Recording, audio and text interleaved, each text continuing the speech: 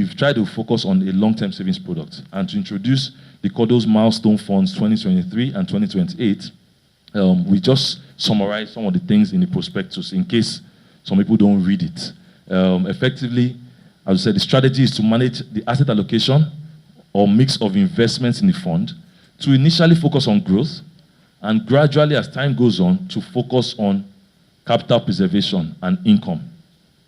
The fund sizes are 500 million naira each. The minimum investment is 2,500 naira, as we mentioned earlier, and subsequently you can invest 1,000 naira. The fund's risk profile in the short term is medium. And we say it's a medium risk profile product because, one, we expect that you'll be able to hold the investment for at least 6 months. We are hoping that you will not need to withdraw from your portfolio or your investment in about 3 months or thereabout because it's a long-term savings product. And as such, the risk profile from a liquidity perspective, some people might say, tying down my money for 6 months or more is medium risk. So we agree to that. It is not targeted at anybody that wants to withdraw their money in 3 months or 4 months or 5 months, no. Similarly, because it will have some equity stocks in there, in the short term, we're going to buy shares in the fund, you might consider the fund as medium risk as well. But the maximum amount that can be invested in stocks in the two funds is about 65% on average. So that will be the maximum we can even go to. Nonetheless, as time goes on, the risk profile changes to low because we will start investing more in money market and bonds. So effectively, the risk profile changes. But in the short term, it is a medium risk product. There's little liquidity that we expect that you will need from the fund in 3 months or 6 months. This return objective is really to outperform inflation. And these are some of the forecasts for the funds. I mentioned that the asset allocation is money market, fixed income, and equities. And the offer period is between 18th of June to 27th of July. There will be an annual distribution of income, but we've restricted it to about 30% of income because we're assuming, again, that you are focusing on growth of your assets, and we don't intend to pay out 100% of the income. So the income, we're only paying about 1/3 of income annually out as dividends, and that does not include capital appreciation because these funds are unitized funds. They will have a price. I forgot to mention that earlier. They will have a price. So effectively, they will move like a stock price moves. So it is a unitized fund, and the price appreciation will reflect the amount of money we're not paying out in dividends. So what you are retaining will be what you can get back in the form of a higher unit price for the fund.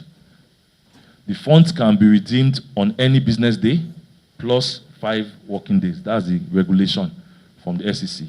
For our money market fund, at Kodos Capital, we have been able to actually bring this down, depending on liquidity and all that. But on average, regulation requires us that within 5 business days from your redemption request, you should have your funds in your account.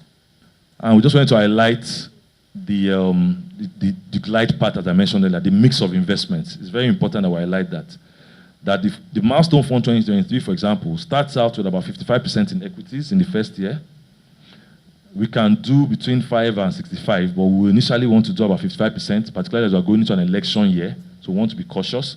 There's a lot of uncertainty. There's still some uncertainty, maybe not a lot, but there's still some uncertainty around that. So we probably won't go to the maximum amount in the first 1 year. But nonetheless, you can see that we are balancing it about 55% in equities, 35% in bonds to lock in, because bonds generally are long-term instruments. You can buy a 3-year federal government bond today at 13.4, 13. So about. But we also buy some money markets in the short term. But as time goes on, we're reducing the stock allocation, equity allocation in the fund, and start increasing money markets closer to your target date, so that by the time it is 5 years from today, the fund will have about 85% in money market, about 10% in bonds, and we'll still have about 5% in equity, so that over the long term, you will still have some inflation hedge. Fixed income also has some inflation hedging characteristics in them, in any case. But the objective is that in 5 years, you will probably need to utilize your money, and we want to make sure that the money is in very safe and close to cash investments. Similarly, for the 10-year fund, the asset allocation started about almost 60% or thereabouts in equities and reduces over time. to the 10-year target. I mentioned some of them earlier, but from a investor suitability perspective, who is this fund suited for? One, it is for people who want to hedge their long-term savings from the eroding effects of inflation. Two, you need to have a medium risk appetite to be able to invest in the fund. You need to have a 5 or 10-year investment horizon. If you have an horizon that you need your money in 9 months, this is not the fund for you. You can invest in our Kojo's Money Market Fund. You will need to require little liquidity from the fund. That means we are only paying out income annually versus some funds that might pay out quarterly or semi-annually, depending on the type of fund they are. Similarly, the fund, like I mentioned earlier, already has some financial planning in it, just based on the fact that the glide path, that's the allocation changes. And lastly, it's for those who are able to frequently invest in those goals, because it is likely that some people might not have a sizable amount to invest in the beginning and tie it down for 10 years. We recognize that. And that's why we made the fund's minimum investment 2,500 naira, so that you can start small and be saving continually. That is the objective of the minimum investment amount, so that it encourages you to save. But in summary, the benefits are that it is a simple way to invest long term. As mentioned earlier, all you have to do is choose the target date closest to or on the date of your target goal or your milestone goal. It has an inflation edge, as I mentioned earlier. Obviously, it diversifies across different asset classes. It doesn't buy just one set of instruments. And it diversifies as time goes on. Of course, the mix of investment changes. The benefit is that it has a low minimum investment, as we mentioned earlier, and professional management. Now, there are some risks to be aware of. The fact that we are going to be buying equities, stocks in the portfolio, equities, the price is not guaranteed. It can go up today and come back tomorrow. Past performance is not a reflection of future performance. So that's very important to note, that we do plan to buy equities in the portfolio up to about 50 or 60%, as we mentioned earlier, in either of the funds in the first 1 year. So there's a risk to the price into stocks, generally speaking. So that's important to note. And also on the money market or debt instruments, particularly bonds, actually, less on money market. There's also risk there. There's a risk that inflation can outperform the return on money market, as we showed you earlier anyways. So there's a risk on even debt instruments. There's also default risk. In this case, we are actually deciding generally to invest in mostly federal government guaranteed products, but generally speaking, debt instruments, even if it is guaranteed by the issuer or whatever, apart from the federal government of Nigeria, or federal government in any place, a sovereign, there is a default risk in there. So just important to be aware of that. I mentioned inflation risk earlier. And lastly, we mentioned about if you want to redeem before 1 or 2 days, there is a charge of about 1.5% of whatever you want to redeem in there. So that is really to dissuade, or rather to encourage you to keep your funds, your savings in the funds longer than 180 days, that is 6 months. We have a very strong risk management team, as well as risk management techniques, including stop losses, value at risk, and so on and so forth. Those are the technical terms.